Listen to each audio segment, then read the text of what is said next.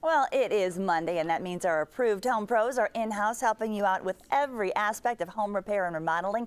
They're an excellent and free resource to find approved contractors and professionals. And joining us now from the Home Pro Show, Clint August. And Clint, this morning we're talking about recovering from local natural disasters like wildfires and floods, right? Yeah, and unfortunately, in some cases, ones that maybe you caused inadvertently. But I'll tell you, do you know where your shutoff valve is in your home, Laura? For water? Yep, for water. I'd probably have to call my father. Yeah, no, that's a no, Clint. There's a reason I ask. We went through a flood several years ago. I did not know where that was, and in seconds, it cost us thousands of dollars of damage because the water flow was so heavy. So I urge you to make sure you know where that is. And actually, to help us out with that, we have Sean Wilson from S&J Builders and Restoration in studio this morning. Also, we have Greg Cantor, my co-host from Murray Lampert Design Build Remodel, 30 years plus experience in the business. Now, Sean from S&J Builders and Restoration, for the homeowner, what do you do?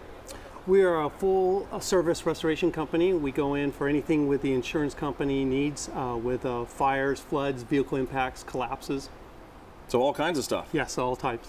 Greg, in your business, over the years, I'm sure you've seen plenty of damage done from these sorts of things. Oh, yes, we have. We open up walls and we see wiring problems that potentially could cause a fire and all kinds of crazy things. Extension cords and through a garden hose and, all dangerous things. But so if a homeowner has a flood or a fire or something like that, what do they do when they call you?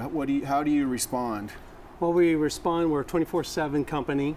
We do, we'll go out there and evaluate the condition of the home, and if it's prior to 1978 or different year cutoffs, if we can open up walls for asbestos or lead, and basically our job is to get that the site dried out correctly. And you help the homeowner with their insurance. I know many of the insurance companies use you for service. So what can you recommend for what do homeowners need to know? The things that maybe they don't know.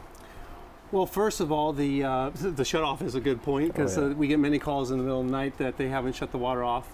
And we have coordinators on staff that job is to coordinate the dry out and then also all the paperwork for the insurance company to get their claims settled.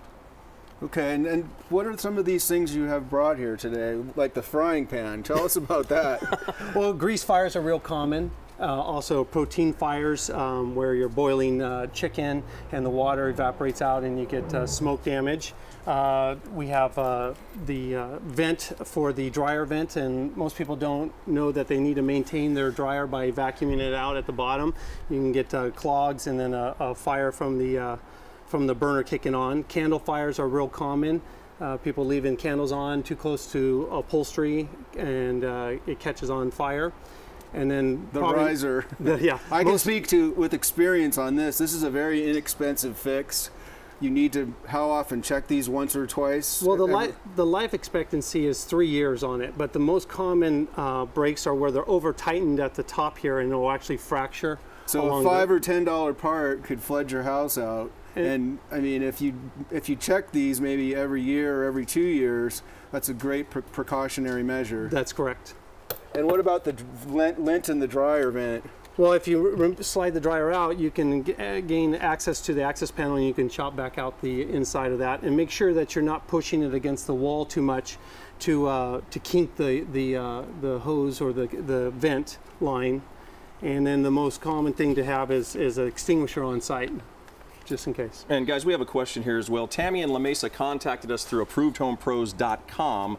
She writes, should we turn off our water before we leave home for vacation to prevent floods? I would recommend that, yes. However, you need to check with your irrigation because if some irrigation is tied in after the shutoff, so you can kill all your plants if you leave for a week or 2 week process. So.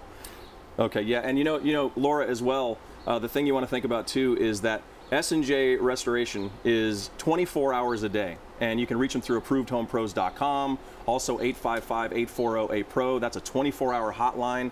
And when you call these guys, they're the second call you should make. If it's a 911 thing, call 911, take care of yourself first, and then call S&J Builders and Restoration, because they can come out and you can also choose who you use. And they do work with insurance companies as well. So make sure you have the right coverage as well, Laura, because I fell into that trap. I only had $5,000 worth of coverage and the damage was $10,000. So valuable information to save you major money down the road. Clint, August, thank you so much. Thank you, and we'll see you next All Monday. right, see you next Monday.